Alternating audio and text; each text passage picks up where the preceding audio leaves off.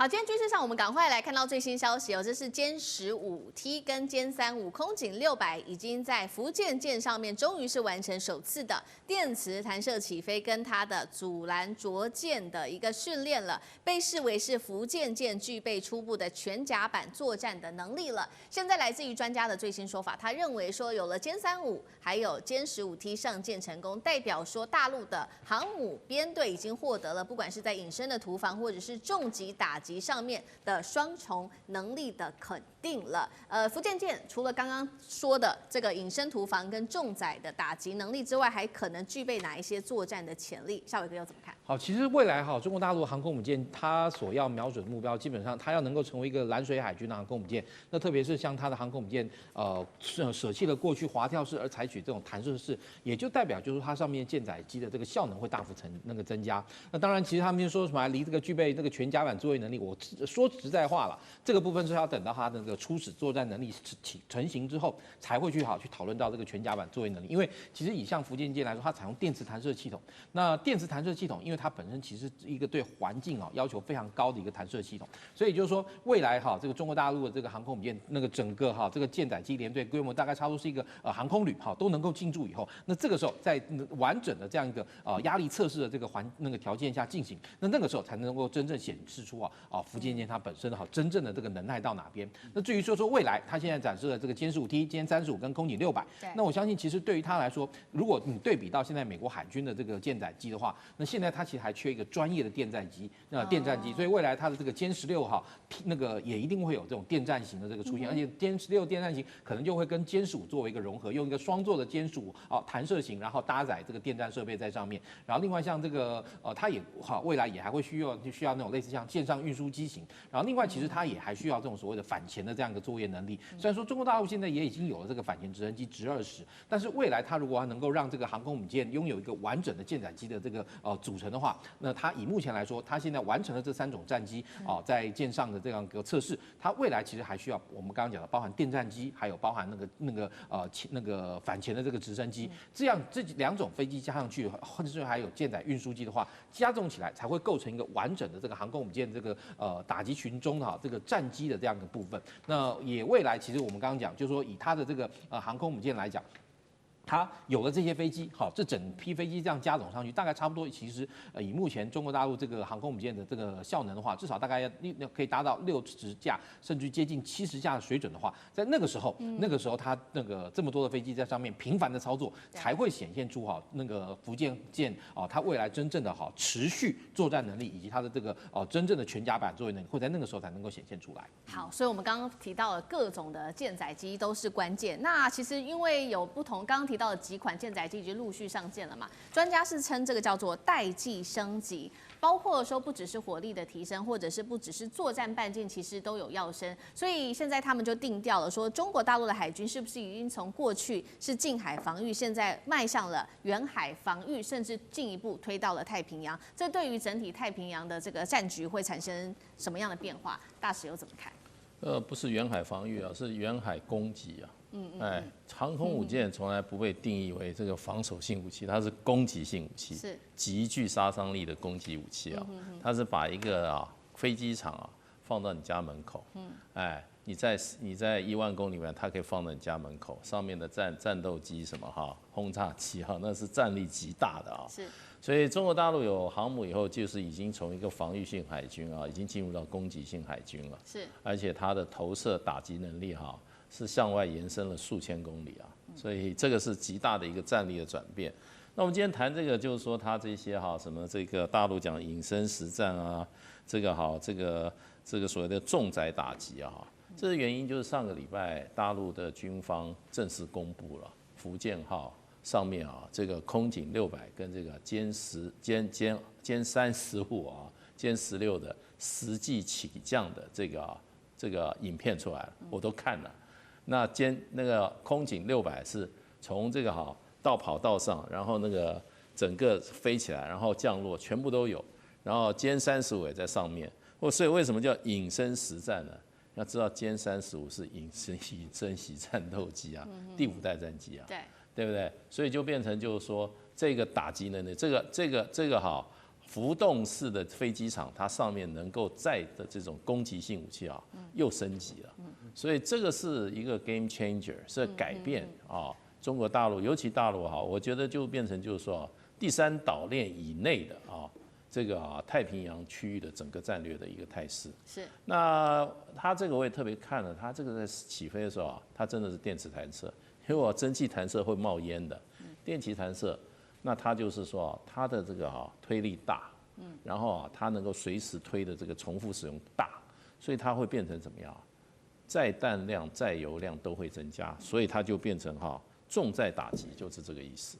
好，我们刚刚看到都是海上的。那其实，在同一时间，我们要来看到的是，因为大陆现在举行的这个长春航展上面，这次，所以我们也会特别来关心到的是这台老战机，现在也有一些新的重新改装之后亮相了。本来从它的歼6是彻底的做改装之后，现在变成无人僚机之后，就重新的放在展场上面亮相了。目前产能是5000架。小档案来带观众朋友来看一下，它在升级之后最大的载弹1吨，那时速是1.1马赫，能够低空突防，靠北斗导航来确实做精准打击。大家称它叫做幽灵战机。那如果未来它又搭配了歼20战力，又是怎么样？上次哥怎么看？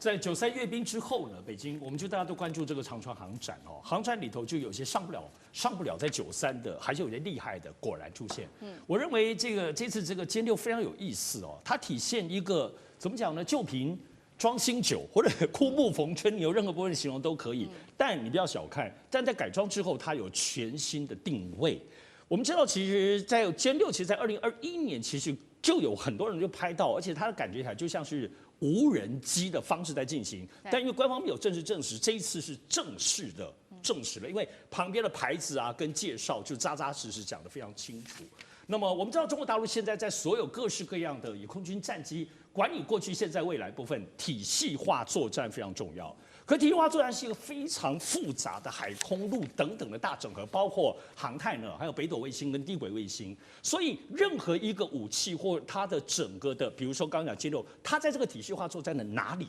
必须要定位非常清楚，所以歼6如果我们过去对无人机想象都是小的呀，然后一般的大，可是歼6就过去虽然它是在1959年就正式服役哈，然后到1986年停产，可人家当时可是一个正式的作战的空军战机，所以它现在在整个的机能上，它把里面的东西一些包括飞行控制器取消掉，换上了这个最新的自动驾驶，也就是说加加减减里面的设备。它可以用相对低的成本，可是相对它的大规模的优势，现在全世界没有那么大的等同一个空军战机的无人机耶，现在这个是最大最厉害的，到目前为止。是我讲最厉害，而且体现的部分是中国大陆，我们过去知道它在整个技术堆叠。歼6这个老东西了，可是它把它逆中夯不啷当全部加上去，包括体系化，甚至未来 AI 都加进去，以及这些原先的供应链，它就做得很好，有5000架。所以呢，你只要这个东西，这个投资不浪费哦。我们理解说，军工的投资很可怕，就像我们手机一样，你一旦重复了，你就觉得浪费，甚至被取代掉，你不知道怎么办。那个工厂也不知道怎么办 ，Nokia 就是这样倒闭的嘛。所以但是你现在这样子，歼6的整体的工厂还在啊，还有能力生产，但你赋予它新的部分功能，而且在体系化作战里头找到它的位置的时候，它就不只是一个搭配品，是个全新定位的最新的武器了。好，那另外最后我们来关心今天的最后压轴，传说中的这个南天门计划战机，今天来关心的是。带导播来 take 一下这一款叫做战机是白帝乙型，这一次同样的是在这次的航展上面亮相了。跟上一代相比，它有哪一些提升？不管是在它的气动外形，还有后机身全面优化，包括它的弹仓也加大，能够载更多的重型武器。重点是它飞得更高，而且是更快速的，是被定义为叫做近地空间作战。干哥又怎么看这个中国大陆的空天战力开始冲击美军霸权吗？还是还早？你怎么看？所以南天门计划并不是一个科幻的计划哈，它真的跃然纸上了，变成真正的东西啊。因为在今年初，我们看到在那个珠海的航展上面，有看到了白帝战机，说这是技术验证机或是概念验证机哈。现在已经马上有实体出来，所以当时我就在猜测什么时候有实体。就到现在不到8个月，真的有实体出来了。你要知道，南天门计划它最主要就是白帝战机。白帝战机是什么？我用一个很简单的方式，如果你有看那个卡通影片的话，你就可以跟你这个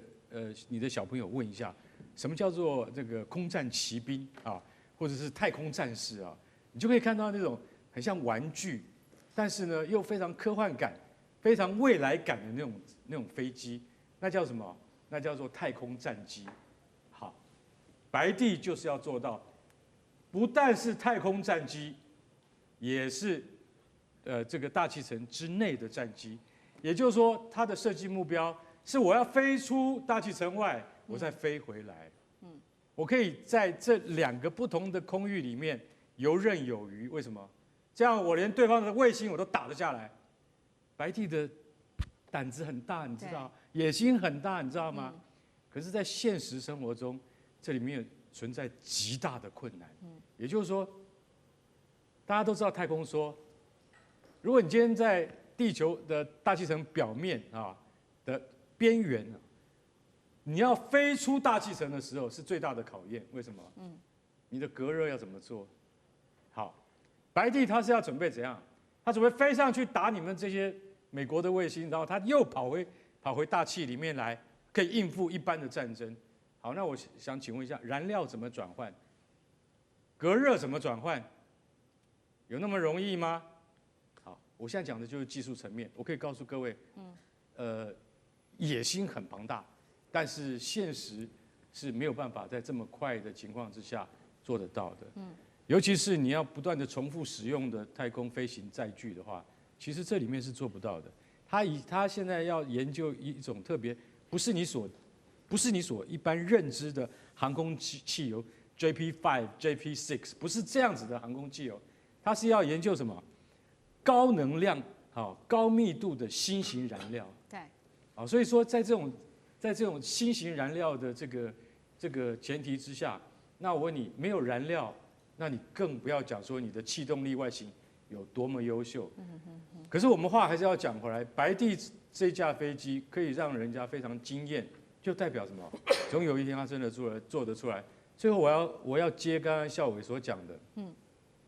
歼15、歼35跟空警600这次的画面，真的在福建舰上面成功的电磁弹射画面，这件事情震撼了非常多的专家，因为那不再是 AI， 那是真正的画面。代表什么？代表大陆直接隔代一跳，从滑跳甲板直接跳到电磁弹射。我可以告诉各位，那是划时代的进步。他如果能够真的做成功，我们现在看到的画面都是真实的。我可以告诉各位，美军你真的很害怕了。为什么？因为它一旦全部动起来的时候，第4艘大陆国产航母再出来的话，大陆的航空母舰战力，那真的是我只能这样讲了。你可能美国总统半夜睡觉都要做噩梦。好，谢谢干哥。那我们休息一下，马上回来。地缘政